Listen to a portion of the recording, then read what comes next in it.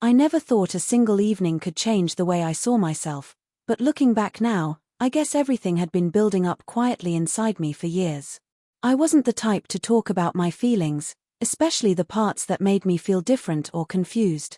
Everyone just called me a sissy jokingly, soft, gentle, too emotional, the kind of guy who cared about outfits and colors and how fabrics moved. I laughed along like it didn't bother me. I told myself it was fine, that it didn't mean anything. But deep down, I wondered if maybe they saw something in me I hadn't dared to understand yet. It all started the night my best friend Maya invited me to her cousin's birthday party. I almost didn't go because I already felt out of place enough in my daily life, and parties made me even more aware of how awkward I could be. But Maya insisted. "You need a break," she said. "Just come, relax, be yourself. No masks." I didn't tell her that being myself was exactly what scared me.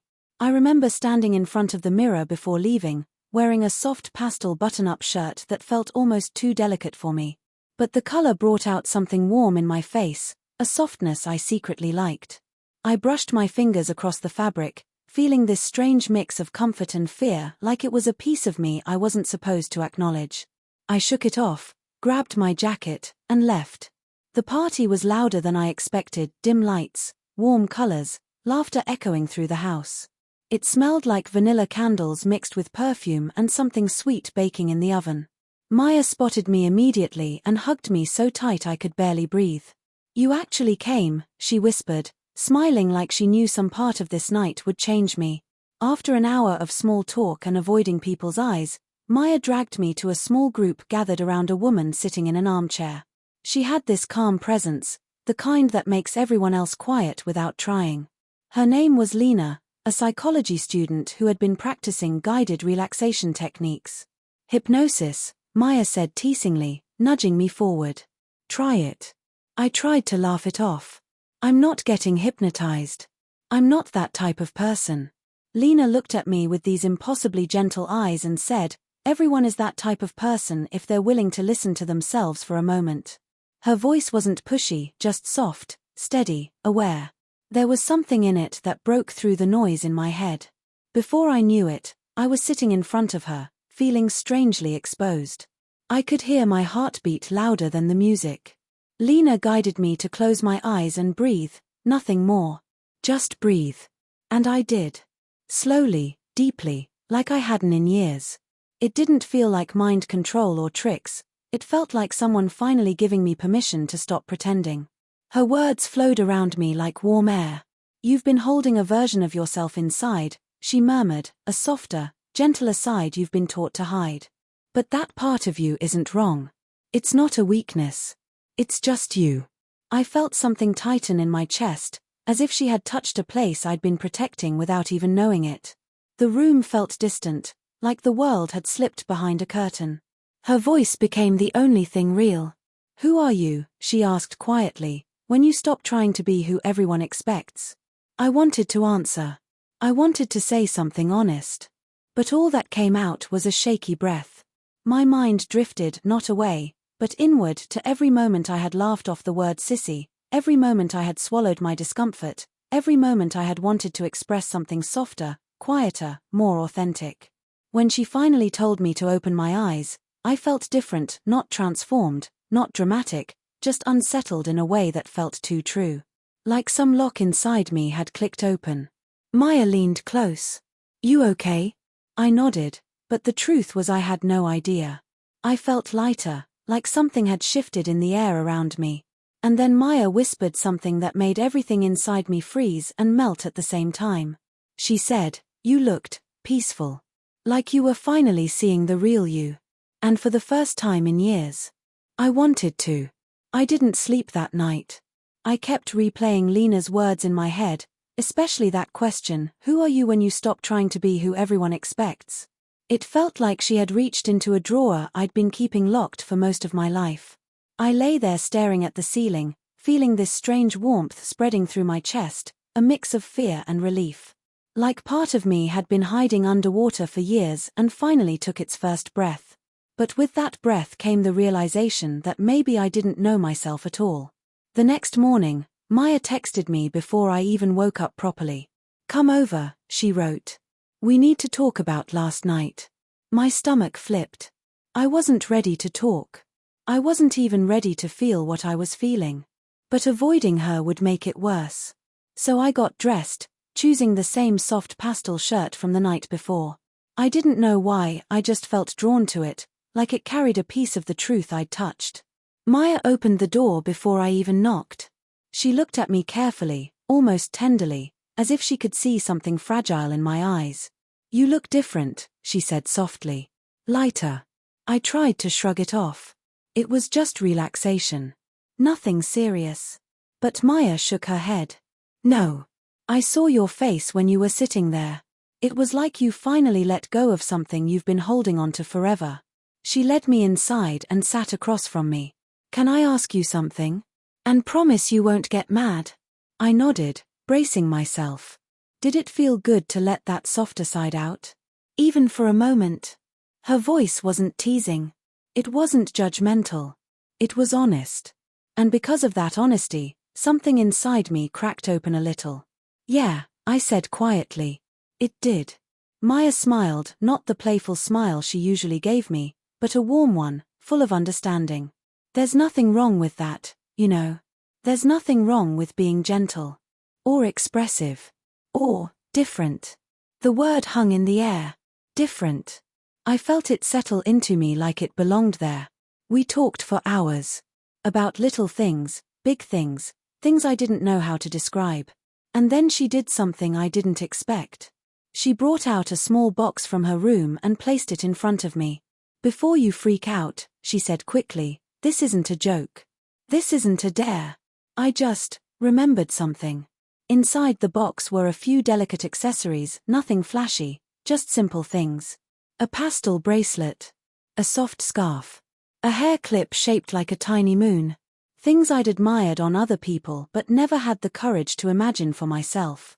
I stared at them, feeling my face warm. "Why are you showing me this?" Maya leaned forward. "Because I think you've been fighting yourself for too long. And maybe it's time you explored who you actually are instead of who you're scared people want you to be." I wanted to protest. I wanted to laugh it off. But instead, my fingers reached out on their own, brushing against the smooth surface of the bracelet. The texture was cool, comforting. I felt a flutter in my chest, like a quiet yes whispering from somewhere deep inside. "Try it," Maya said softly. "Just see how it feels." I hesitated, but then I slipped the bracelet on. It was such a small thing, such a tiny gesture, but the moment it circled my wrist, something softened in me. I felt seen. Not exposed, not embarrassed, just seen. Maya gasped quietly. "It suits you. Like, really suits you." I didn't look up right away. I was scared of what she might see on my face, fear, confusion, longing. But when I finally did, she wasn't laughing. She wasn't teasing. She looked proud. Supportive. And that's when she said the words that nearly made my heart stop. "You know," she whispered, "when you're like this, when you let yourself be gentle, you're beautiful." I froze. No one had ever called me that before. Not in that tone. Not with that meaning. Beautiful. The word settled into my bones, terrifying and comforting at the same time. Before I could reply, Maya reached over and touched my hand lightly. "I think Lena didn't hypnotize you," she said. "I think she just reminded you of the person you've always been too scared to meet." I swallowed hard. My voice came out barely above a whisper. "What if I don't know who that person is?" Maya squeezed my hand. "Then we'll figure it out. Together." And in that moment, sitting in her sunlit living room with a pastel bracelet on my wrist and a truth slowly blooming inside me, I realized something undeniable. I wasn't scared of being soft. I was scared of being myself. And for the first time in my life, maybe I didn't have to be. The days after that felt like walking through a world made of glass, fragile, beautiful, and strangely new. I kept noticing little things about myself that I'd always ignored or brushed off. The way certain fabrics calmed me. The way soft colors made me feel safe. The way I stood a little differently when I wasn't trying to look tough. It was like a layer of dust had been wiped off my reflection, and I was finally seeing colors and shapes I didn't know were there. But with that clarity came fear. The voice in my head kept whispering, "People will judge you. They'll call you names. They'll think you're weird." I kept wearing the pastel bracelet inside my sleeve, touching it like a secret. It felt like a tiny promise I wasn't ready to say out loud yet. Maya didn't push me, but she stayed close. Every day she checked in, sometimes sending me pictures of cute outfits or small accessories, always adding, "Only if you like it." No pressure. She made everything feel safe. For once, I didn't feel like I was performing. I felt like I was learning. Then came the day everything changed again. We were hanging out at her place, sitting on the floor with music playing softly in the background. Maya was doing her makeup in front of a small mirror. I watched her move the brush across her cheek, so gentle, so sure of herself. I envied that confidence. I envied the way she could express herself without fear. "You're staring," she teased. I blushed, looking away. "Sorry. You make it look effortless." "It's not effort," she said.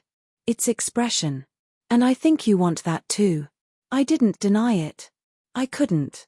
The truth had been growing inside me too loudly to ignore. Maya set the brush down and turned to me. "Can I try something?" "Only if you say yes." My heart thudded. "What is it?" "Let me do a little makeup on you. Nothing dramatic. Just enough to see how you feel." She paused. "Not for me. For you." The old fear surged. The voice that had kept me small for years.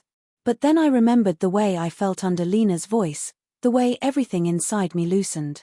I remembered the bracelet on my wrist. I remembered feeling beautiful for the first time. And I whispered, "Okay." Maya's face lit up, but she stayed gentle, like she knew how fragile that moment was for me. She sat closer, tucking a strand of my hair behind my ear with this soft, almost protective gesture. "Just breathe," she said, echoing Lena without even knowing it. The first touch of the brush was featherlight. My heart raced, but not from panic. From something like anticipation, like stepping into a room I'd been scared to open. Maya added a hint of color to my cheeks, soft enough that someone might not even notice it, but I felt it. I felt it like a warm glow spreading beneath my skin.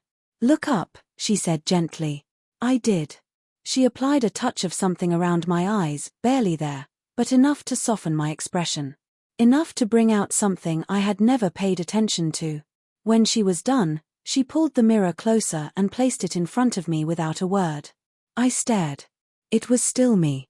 But different. Softer. More honest.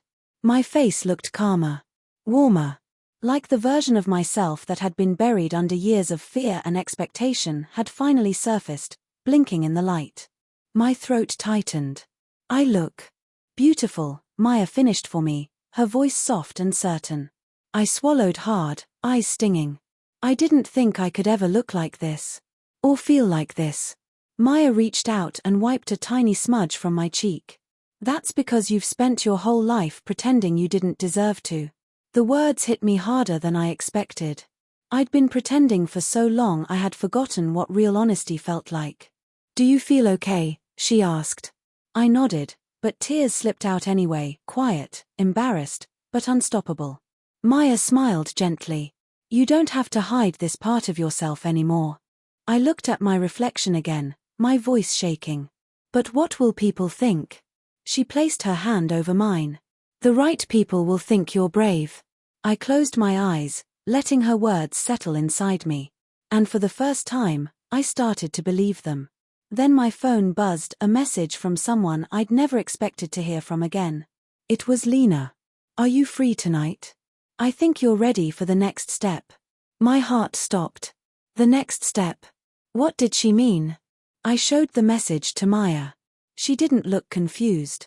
She looked excited. "I knew she saw something in you," she whispered. "Maybe she wants to help you understand it more." My hands shook. I didn't know what I was walking toward. But I knew I needed to find out. And that scared me more and thrilled me more than anything in my life.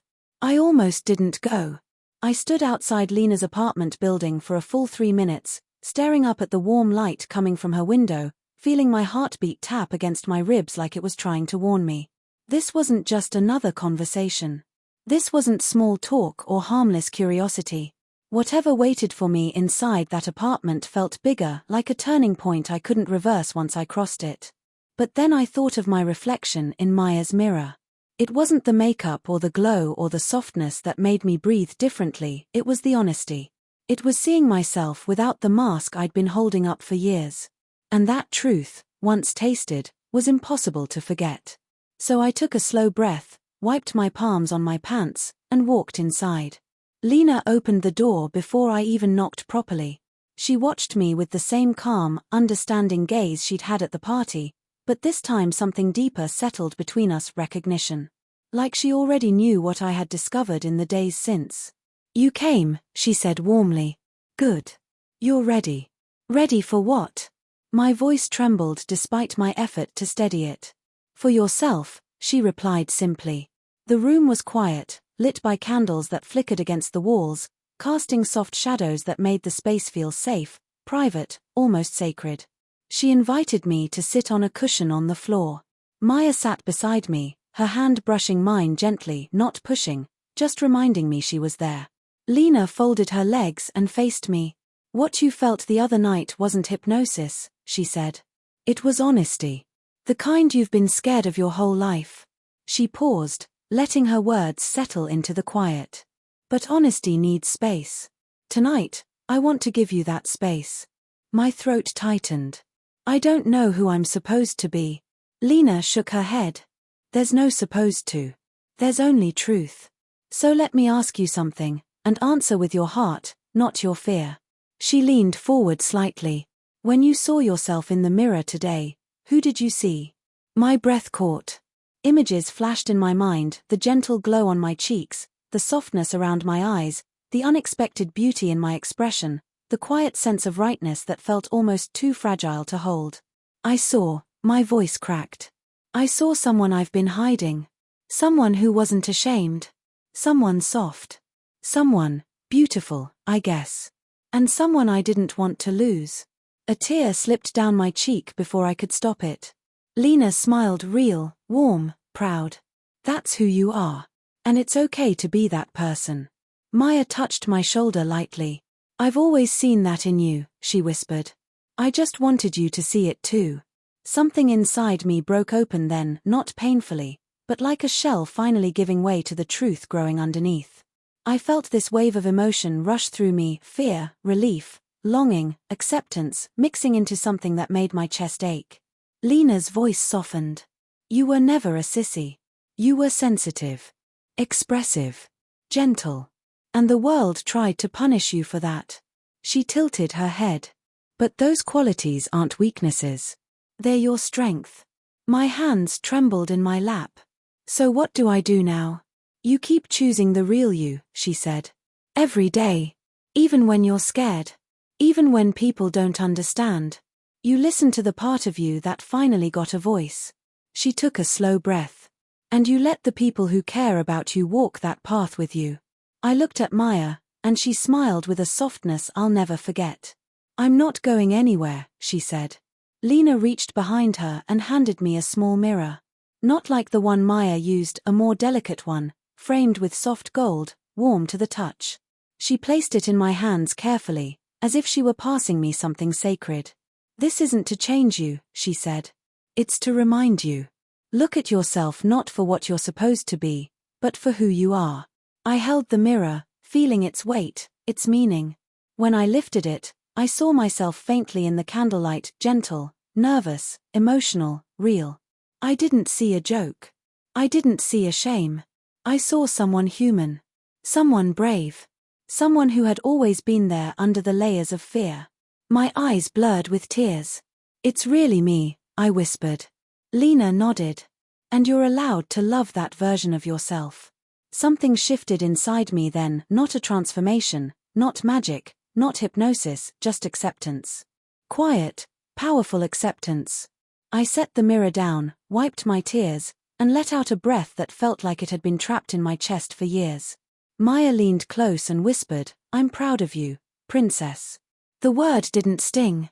It didn't feel like a joke or an insult. For the first time in my entire life, It felt like a name I had earned. A name that acknowledged the softness, the courage, the truth inside me. I didn't correct her. I didn't hide from it. I smiled. Because for the first time, I wasn't running from myself. I was finally walking toward who I was always meant to be.